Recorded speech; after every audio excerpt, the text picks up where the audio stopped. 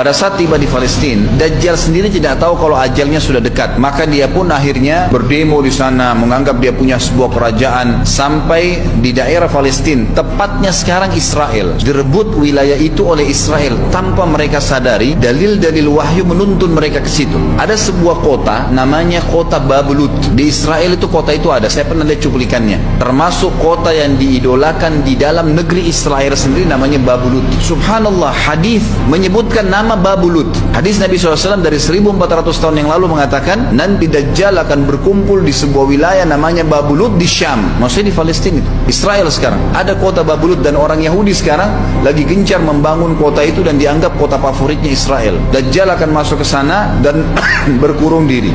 Keluar dari kota Madinah satu orang yang namanya seperti namanya Nabi Muhammad SAW, Muhammad bin Abdullah, dan dia dari turunan Nabi SAW juga. Kata Nabi SAW, akan keluar nanti seseorang dari kota Madinah, dari keturunanku yang namanya seperti namaku, Muhammad bin Abdullah. Juga sama posternya, parasnya seperti aku, sama dengan Nabi SAW, persis alisnya, rambutnya, kulitnya dari turunan Nabi SAW, tapi dari asli kota Madinah. Sebagian ulama hadis mengatakan dari turunan Hasan radhiyallahu anhu ajmain, tapi akhlaknya bukan seperti akhlakku. Tentu tidak mungkin ada orang yang sama dengan akhlak Nabi SAW.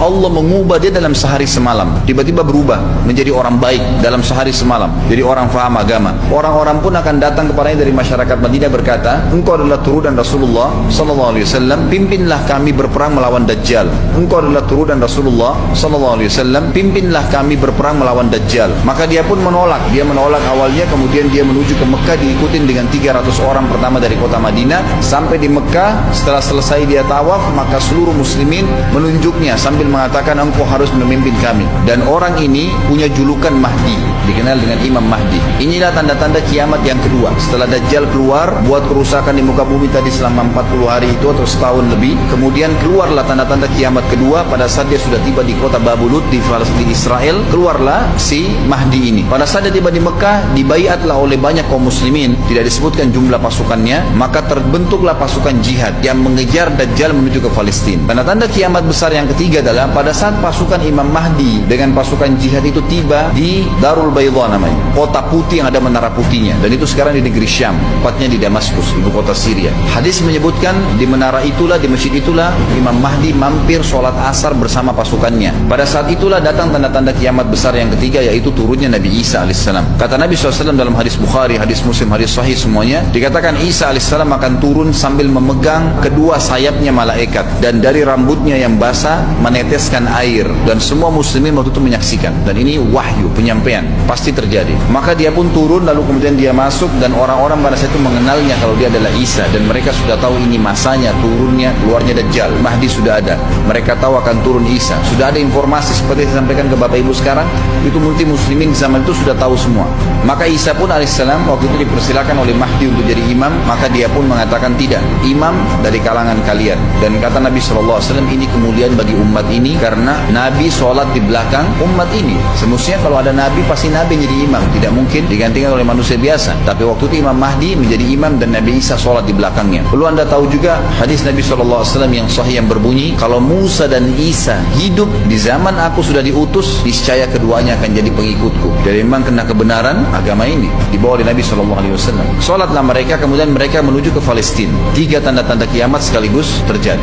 Nabi Isa alaihissalam akhirnya tiba dengan pasukan mujahidin di depan pintu gerbang Babulut. Kemudian orang-orang Yahudi tidak kenal, tidak tahu Nabi Isa, tidak tahu tentang itu Mahdi. Mereka belum tahu ini. Mereka berbangga-bangga saja. Lalu mereka berkata kepada Dajjal, ada pasukan, segelintir pasukan yang mau menyerang kita. Dajjal mengatakan, bukakan pintu gerbang. Mereka tidak akan mampu melawan kita karena pasukannya mereka banyak memang. Maka Dajjal dengan sombongnya menunggu di depan pintu gerbang. Pada saat dibuka, Dajjal kaget melihat ada Isa alaihissalam. Dan pada saat itu kata Nabi SAW, Dajjal faham kalau sudah tiba ajalnya. Begitu melihat Isa alaihissalam, dia lari dan badannya sambil meleleh di depan para pengikutnya. Lalu Isa alaihissalam mengejarnya, mengatakan, wahai musuh Allah, saatnya kau akan menemui ajalmu.